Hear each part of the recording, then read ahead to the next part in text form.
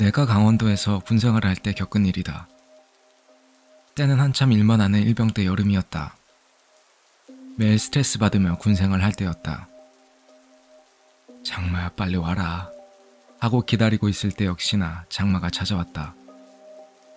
그런데 그해 장마는 비가 너무 심하게 많이 와서 마을이 홍수가 날 정도의 양이 내렸다. 홍수 지역도 아닌데 말이다.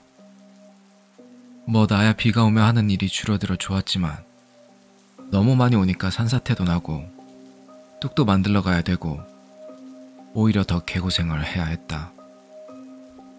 그런데 멈출 생각 없이 계속 오는 장마. 비가 너무 많이 오는 바람에 마을에 홍수가 아주 심하게 났다. 뭐 하늘이 하는 일이라 어찌 막을 수도 없고 집 떠내려가고 사람 실종되고 가축이니 차들이니 다 떠내려가는 판국에 사람이 살아남는 게 신기할 정도였다.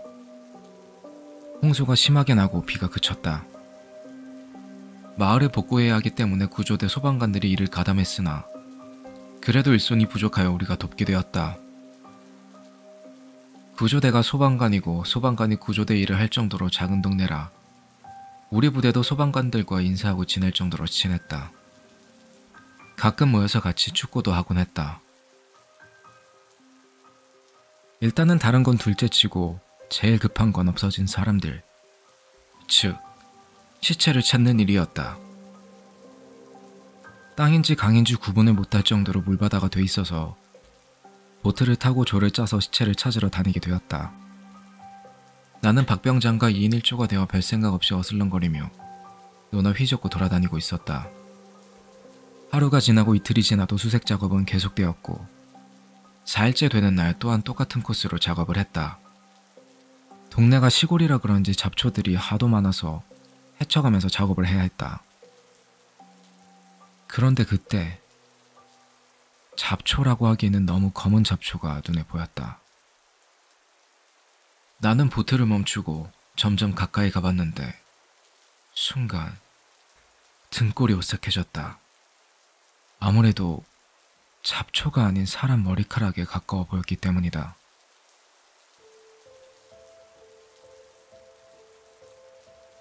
가까이 갈수록 더 확실해졌다. 그런데 나는 지금껏 물에 빠져 죽은 시체를 한 번도 본 적도 없고 그냥 시체도 본 적이 없었기에 잘못 본 건가 싶어 나는 박병장에게 말했다. 박병장님, 왜? 제가 지금 시체를 발견한 것 같습니다. 어? 뭐라는 거야? 개소리 하지 마라. 아닙니다. 제가 보기에는 확실합니다. 아이씨, 어딘데? 내가 그 위치로 노를 저어서 보여주자 박병장은 잠시 당황하더니 말을 안 하고 뭔가를 생각하는 것 같더니 나에게 아무렇지 않게 말했다. 아 뭐야, 저 시체 아니야. 가자. 제가 보기에는 시체가 확실합니다. 검은 잡초는 없지 않습니까? 네가 뭘 알아. 아니라고. 그냥 가자. 아닙니다. 한번 건져보는 게 낫지 않습니까? 아니라고 몇 번을 말하냐. 내가 보면 안다고. 그냥 가자. 그래도 그냥 한번 건져보는 게... 아니 근데 이 개새끼가 내가 가자면 가자는 거지. 이 새끼가 돌았나? 아, 너 정신 났어? 박병장은 갑자기 나에게 큰 소리로 욕을 세트로 내뱉었다. 나는 그냥 건져나 보자는 얘기였는데 시체가 아니라며 우기면서 갑자기 급발진을 하는 것이었다. 힘없는 일병이었던 나는 박병장 말을 듣고 그 자리를 떠났다. 힘없이 노를 저으면서 작업을 끝내려고 하는데 박병장이 말했다. 일병아, 미안하다 욕해서. 별거 아니었으니까 마음에 두지 마. 정 찜찜하면 저기 소방관들한테 대신 좀 확인해달라 그래. 평소 괴롭히는데 타고난 박병장인데 욕한 걸로 미안하다고 말하니 뭔가 이상했다. 당황한 건지 겁먹은 건지 표정도 이상하고 못 본 걸 본 사람 마냥 표정이 굳은 채로 있었다. 그렇게 우리는 마을을 복구하는데 도우라는 명을 받았고 이동하러 가는 도중에 소방관들을 마주쳤다.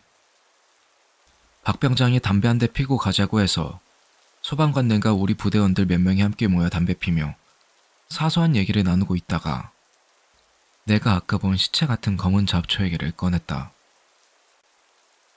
그런데 그 상황에서는 그리 심각한 얘기로 받아들이지 않은 건지 모두들 뭔가 아는 듯이 미심쩍은 표정을 지으면서 그러려니 하며 말을 돌렸다. 그런데 그때 한 소방관이 그 위치가 대충 어디냐고 물어봤다. 그래서 나는 위치를 설명해 주었고 마음이 한결 가벼워진 것 같은 느낌이 들었다.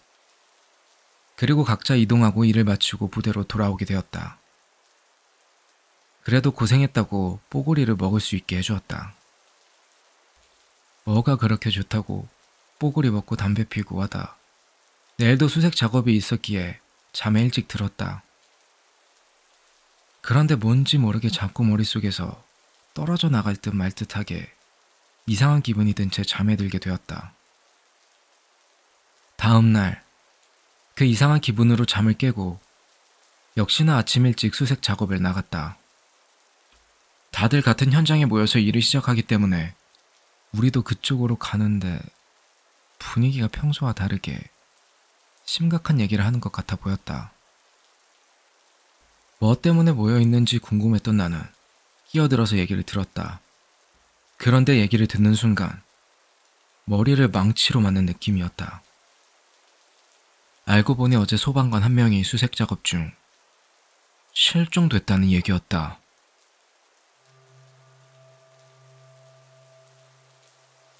나도 소방관분들 얼굴은 다 숙지한 상황이어서 어떤 분이냐고 물어보니 어제 나한테 그 시체 같은 것의 위치를 물어봤던 분이었다.